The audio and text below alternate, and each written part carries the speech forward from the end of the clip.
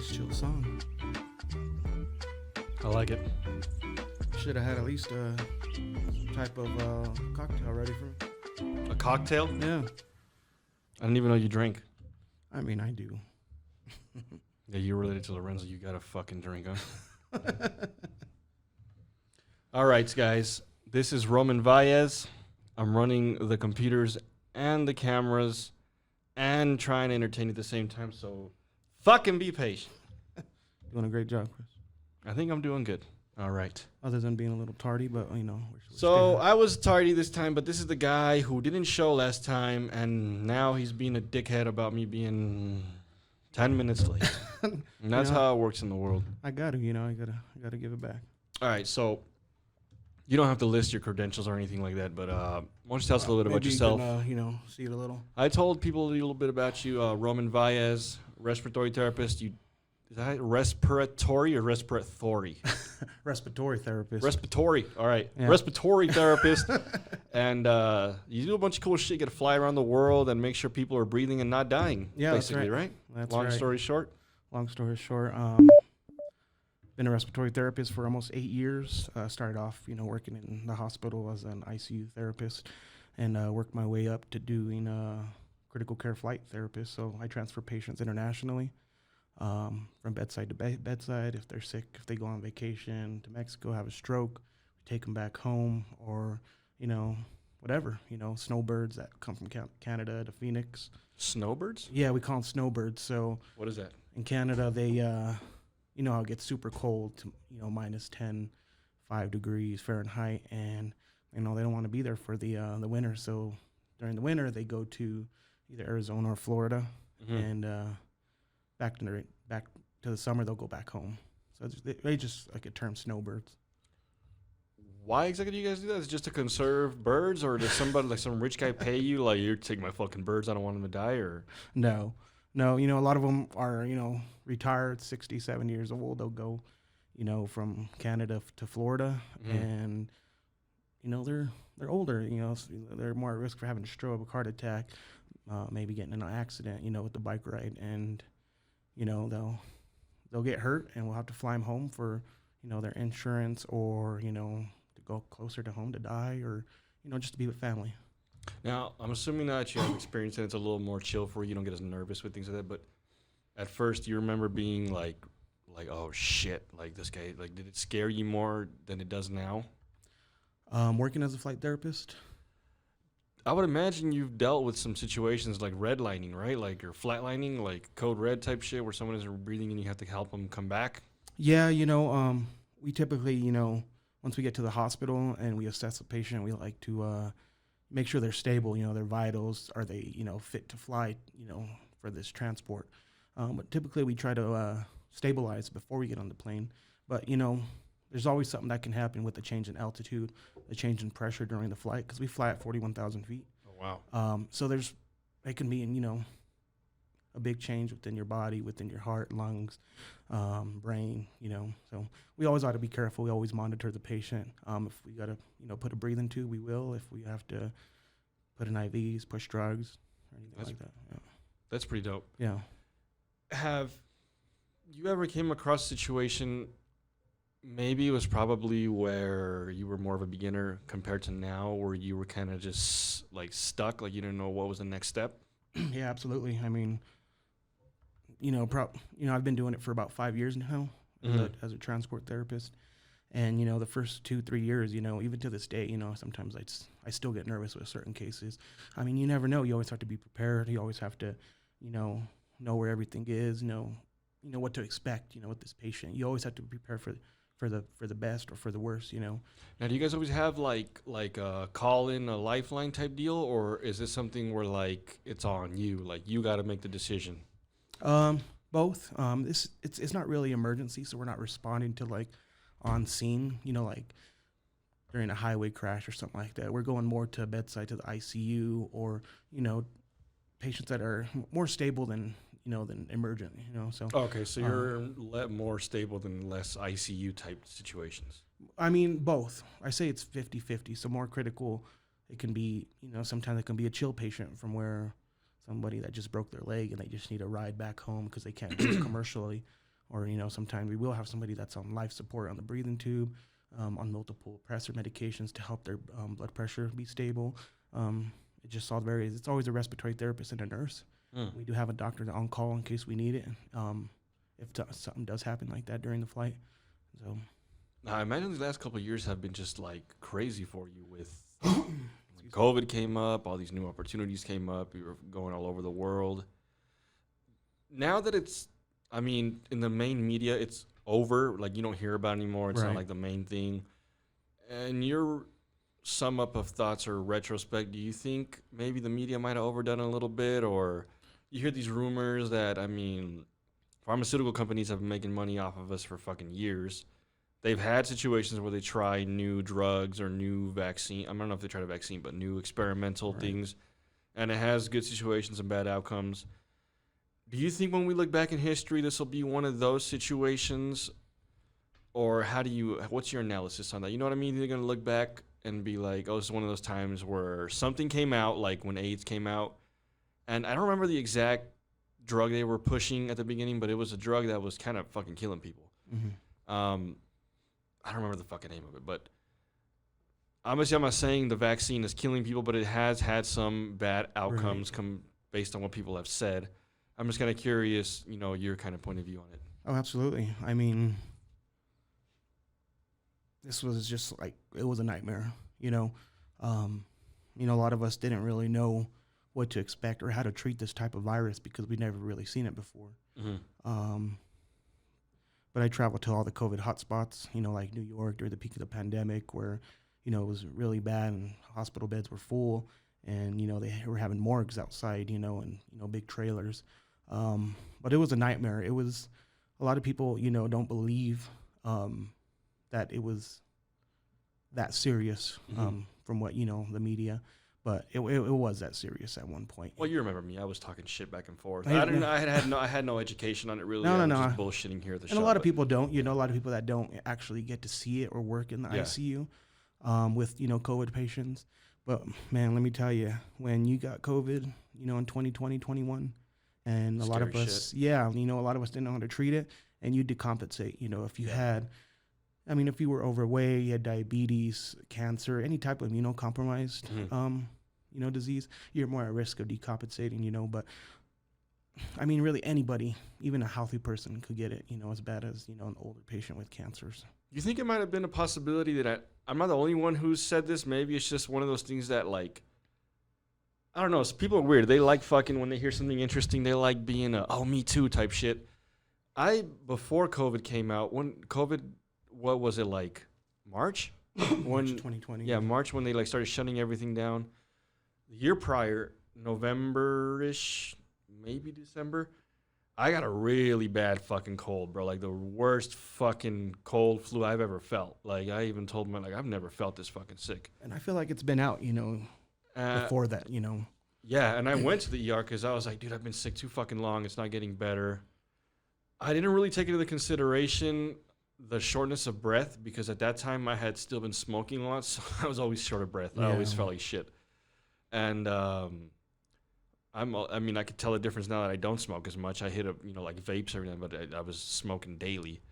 So that wasn't a big thing to me. I just thought it was a combination of a flu plus the smoking. I didn't think that it might have been a symptom. I don't know, but I went to the ER and they told me it was an upper or lower. Probably upper, upper respiratory virus. Mm-hmm. And they really had no result for it. They just gave me like some medicine and sent me home. But I remember when I was there was a lot of people who were coincidentally there with this fucking flu or whatever the fuck they were calling it back. And I ran it by some people here at the shop, and they're like, oh, yeah, dude, like something happened to me now.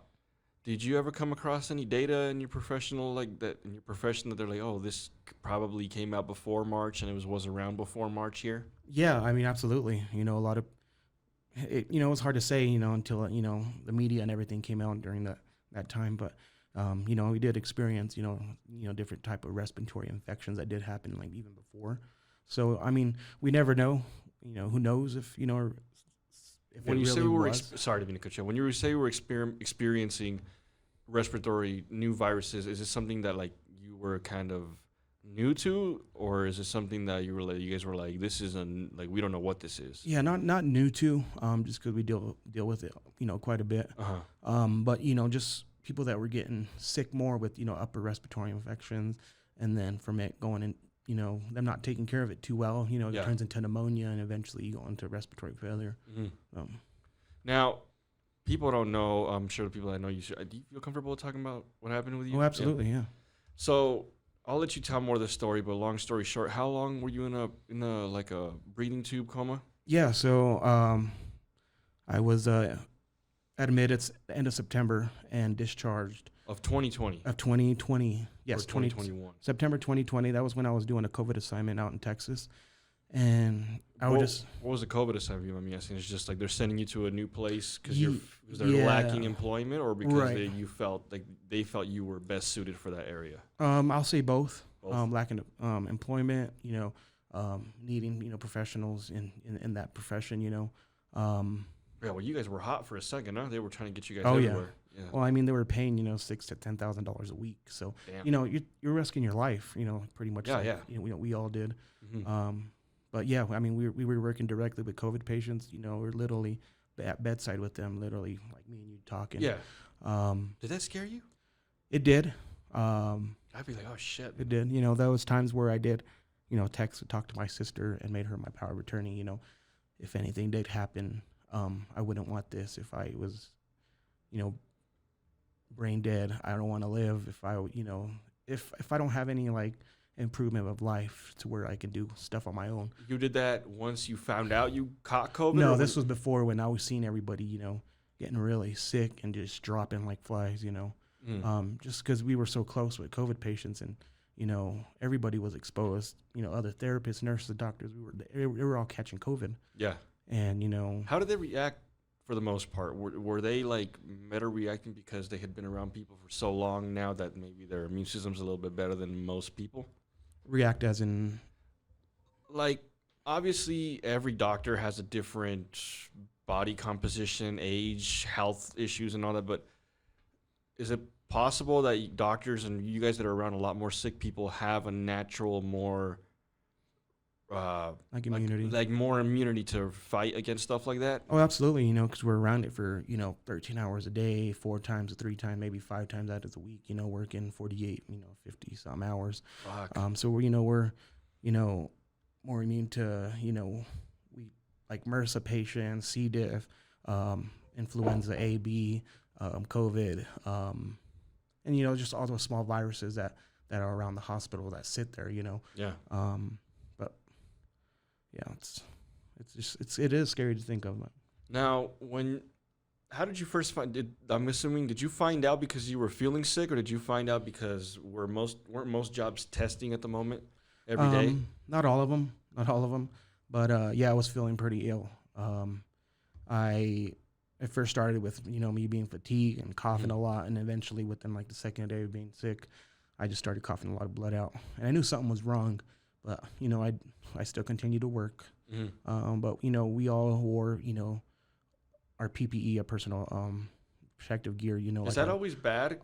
Does that always mean something horrible like a COVID is hitting you if you cough out blood?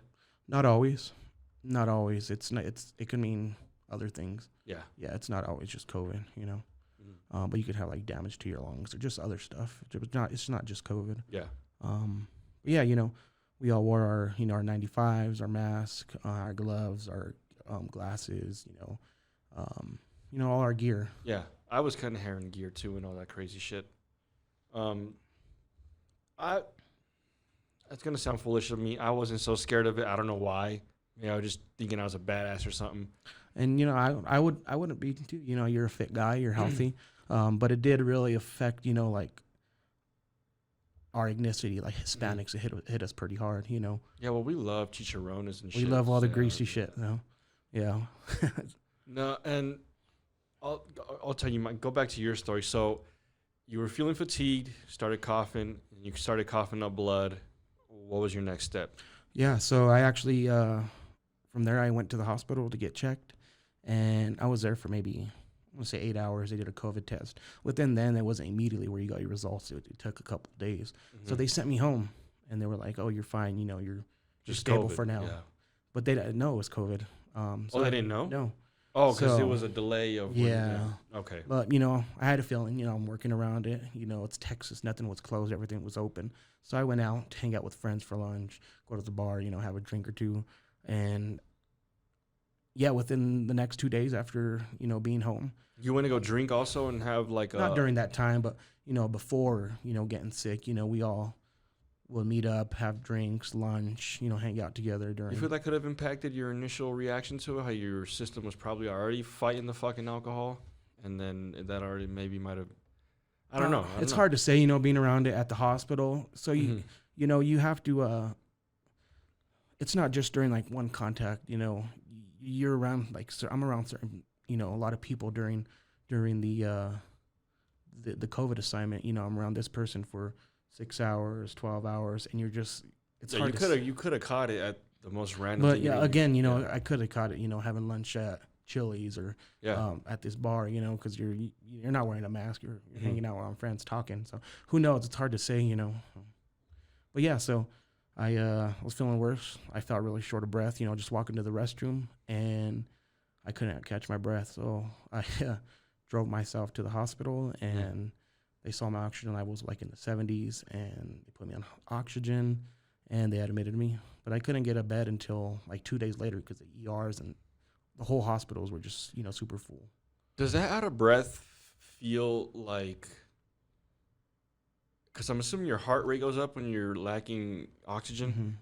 So does it kind of feel like when you just get done with like exercise, where you're just like your heart's beating, and then you're like, right. So that's how I like to, you know, to like describe it. To describe it to people. It's like you running your full force for like A minute, even if you no, sprint for probably even more. I mean, even if you sprint for a minute, Right. you're gonna be fucking feeling And you're it. out of breath, Yeah. and you're tachycardic, where your heart rate is, you know, 150s, 160s. You know, you're having trouble catching your breath. You're so fatigued, you feel, you know, like fainting. You just don't feel well, you know. It's not a good feeling. And, you know, I was on multiple breathing devices to help me with that, you know, like CPAP, BiPAP, different types of machine that provides pressure to kind of help expand my lungs and keep them open. And yeah, it's Dude, I had to stop smoking during those times, and that's just actually when I first started quitting. Just because I was having bad highs when I got high, I was like, anytime I felt a little something, I was like, oh fuck, I need to, like, what am I doing? You know, I'm just I'm increasing my chances of having a worse response to it, just fucking my lungs up in general, and I guess that was the first step. But I remember I had to quit just because the media was just everywhere, and you would hear all this shit, and I was like, well, what if I have? Oh, what if this? What if it's that? Yeah. But so, how many days were you in before you went back to the hospital? How many days was I in? Yeah, because you said you were feeling about 2 days sick before you went for the first time. Yeah. And you were feeling short of breath. And then I went home And they and sent you back home for how many days? I was maybe less than 24 hours, and then I went back because I was so short of breath. My oxygen levels were dropping. So Oh, okay. So it wasn't like a couple of days type deal. no. Yeah. And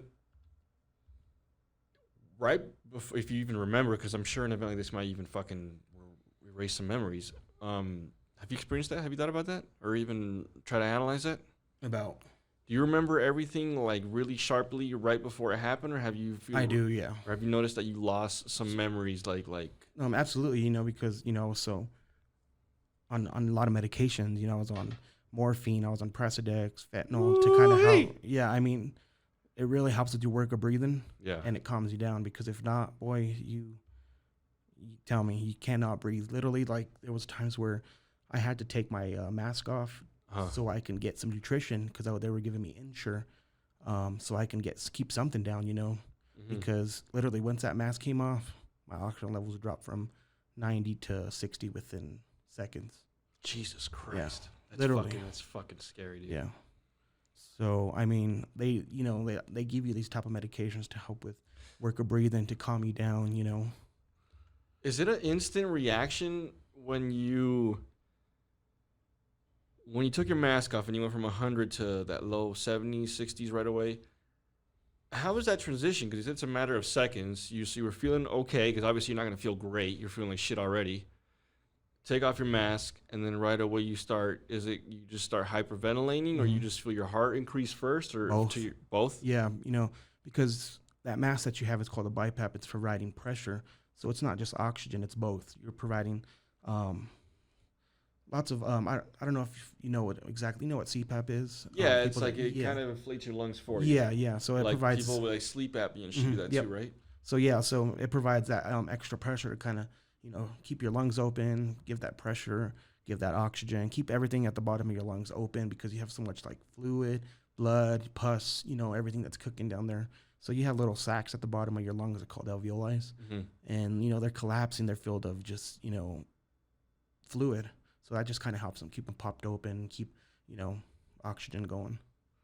When your lungs are, I don't know if it's when it actually hits pneumonia or before that, but what was happening with COVID is something along, I don't know the technical terms, but something along the line where your lung wasn't filtering the air anymore, right?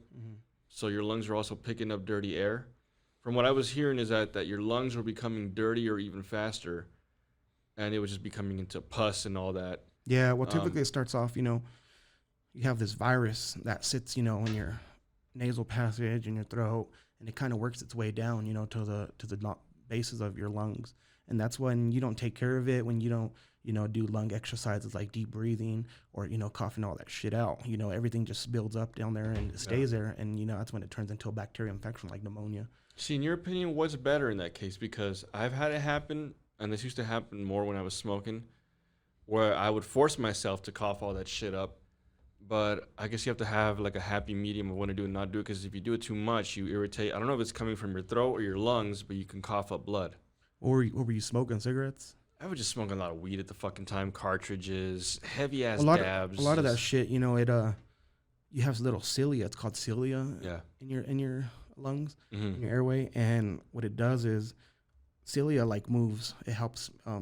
It's kind of like those little hairs that move across. It mobilizes all that bacteria, all that just like mucus, all that bad shit. But when you smoke and all that other shit, it gets paralyzed, so it stops. So that's why you can't cough it up, and that's why in the morning when you the morning you wake up, it's worse because it starts waking up and you start moving everything. Yep. Oh, Yeah. so it did build up overnight.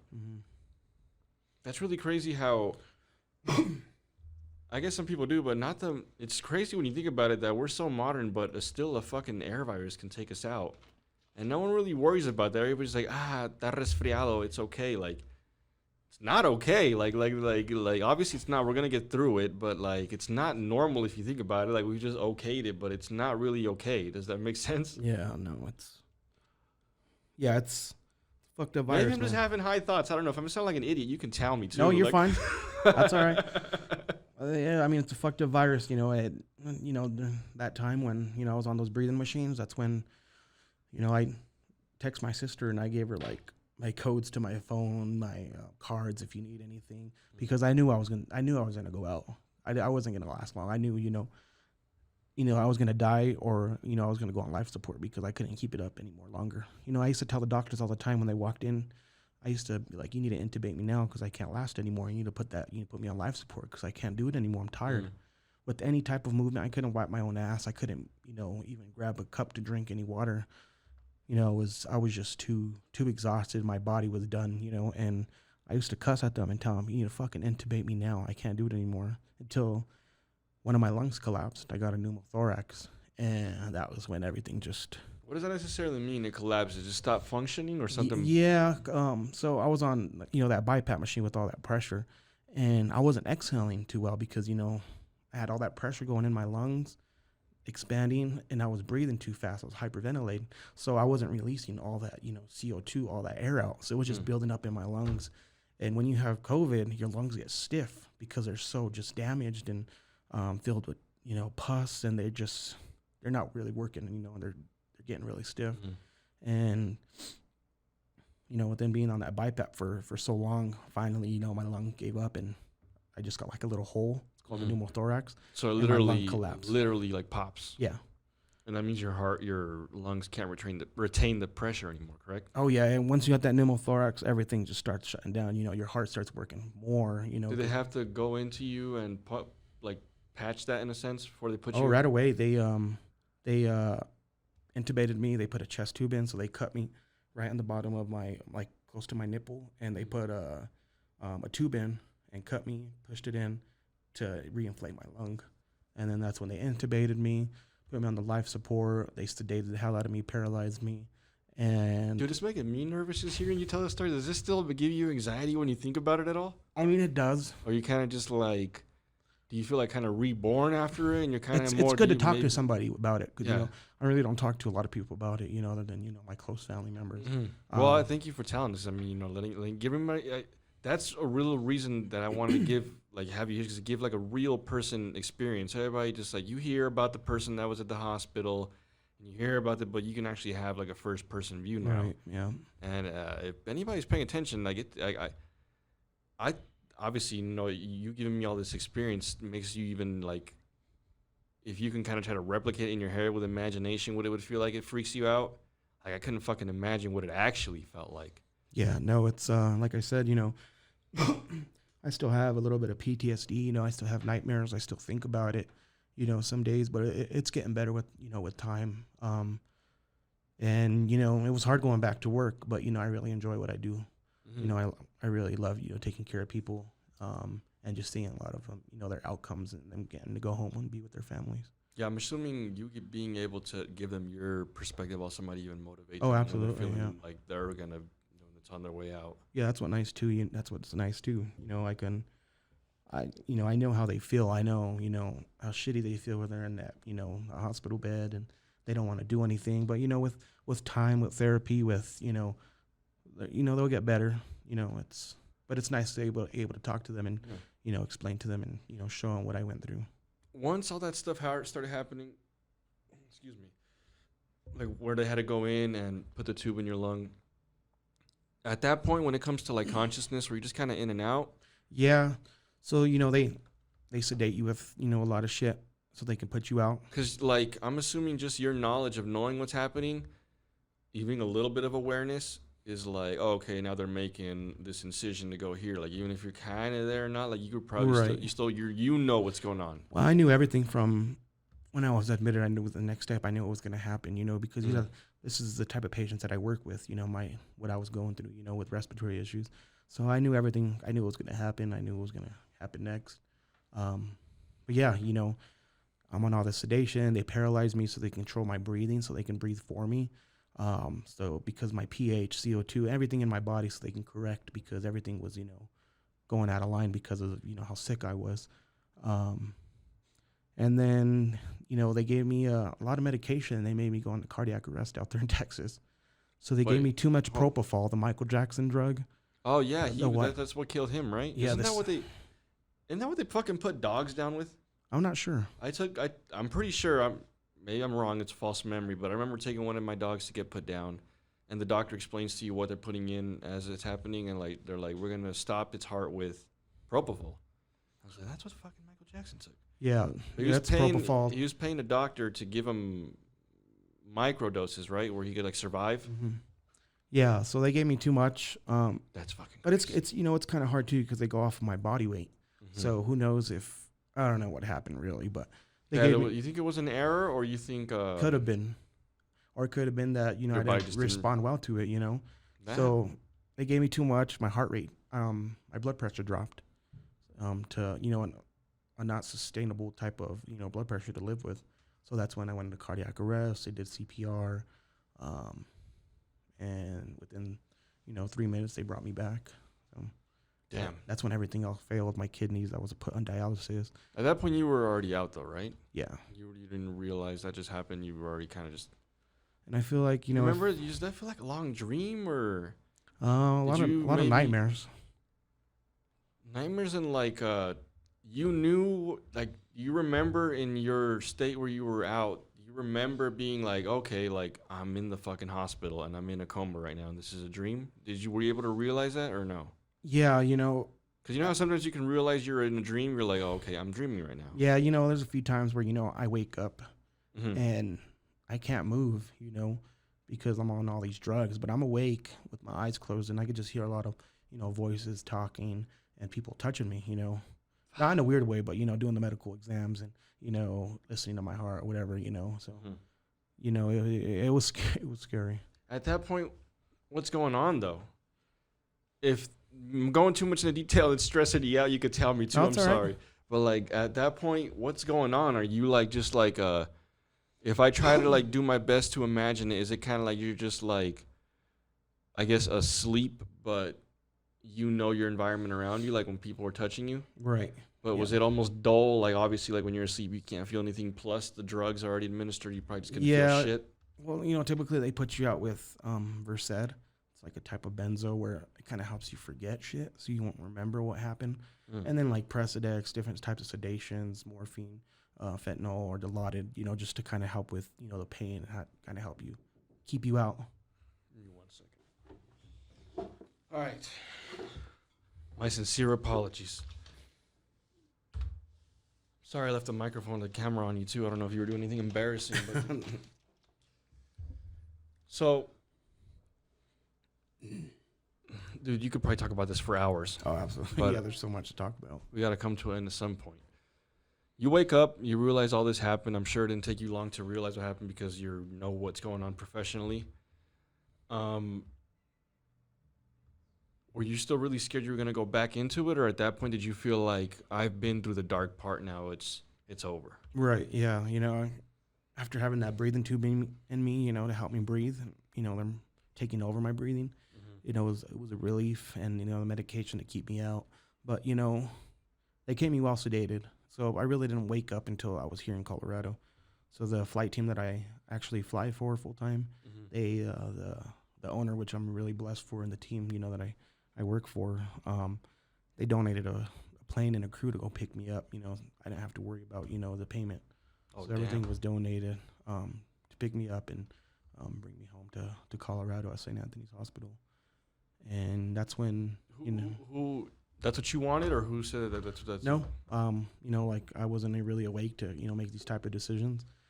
So thankfully, having my sister and, other friends and family to help, support and, do all these things while, down. But yeah, they wanted to bring me home and to be closer with family in case, I did pass, or in case something, devastating, would have happened. So. Yeah, that just comes with just regular, like, gotta keep your, what the hell do you even call that? Keep your affairs in order before you go out. You felt like that came just from you. I'm pretty sure it's just natural instinct. You always just had your affairs in, but so I guess I could ask you fucking questions for hours, but I gotta think of one more interesting one before I let Sure, you yeah, go. Yeah. I guess, what is your statement that you could give? And I always like to end the show with one quote, word, or statement, so we'll just make this one an ending statement.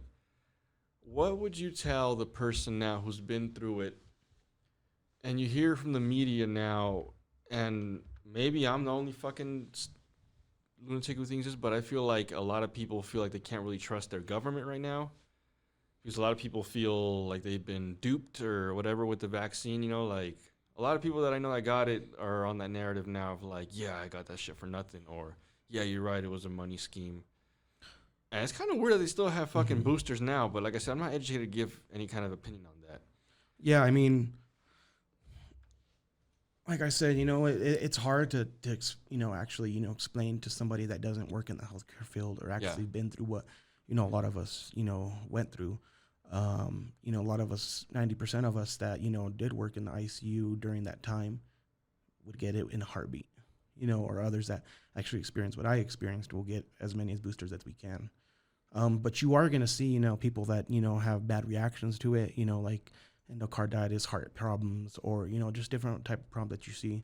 You are going to see people, with it. But again, look at it now. You hardly see COVID.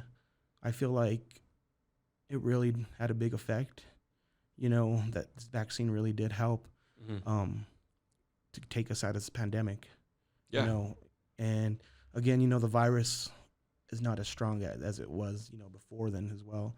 But it really just has like died down in efficacy of how strong it is, or our bodies have gotten more both. resistant. So, a lot of us, most of us, have COVID already, so we have that, that immunity in, that when we got COVID, we have that immunity already. So, that helps a lot as well. If you do get reinfected with it, you're not going to get as sick as, you would have the first time. Mhm. A lot of us has that. A lot of us also have, you know, our vaccines, our boosters, which also helped. And, you know, you know, you're also going to see people that, like I said, have those bad side effects with the vaccine as well. But Now, do you think? I guess what I should have followed up with that is: do you really think that they kind of might have some kind of argument? The people that do believe that it was just more of a money grab and just one of those repeated events throughout history that happened where we came across something and then maybe it was bad. Some people did die, but it was a small percentage, and the government did kind of take advantage of it in a sense. And it probably sounds worse than me saying the government because it's probably just some fucking millionaire out there. yeah, But do you think that money had anything to do with it? How people feel now, and it was kind of more of a, not more of a, kind of a hoax or a sell or whatever you want to label it as. I can't really think of a word to put to it. mhm. Or do you think that those people are just like it's more like you said at first, like you're just saying that because you didn't have a bad encounter with it like I did. Obviously, your personal experience, your professional experience that you deal with every day. Or do you think it's kind of a little bit of both? It's a little bit of both. I try to stay out of the government side. Yeah, maybe I didn't say that right. And don't think the word government, just whatever this entity is. Right. Yeah. Yeah. And I know what you're saying, but out of that side, I just try to stay focused on you know, I have the second chance of life. I can help people. I can talk to people about what I went through, help others that are going through that. What I've went through. But I mean, it's sad, and it's a nightmare, and I hope it just doesn't ever happen again. Wouldn't want it to happen to anybody, friends, family, or anybody.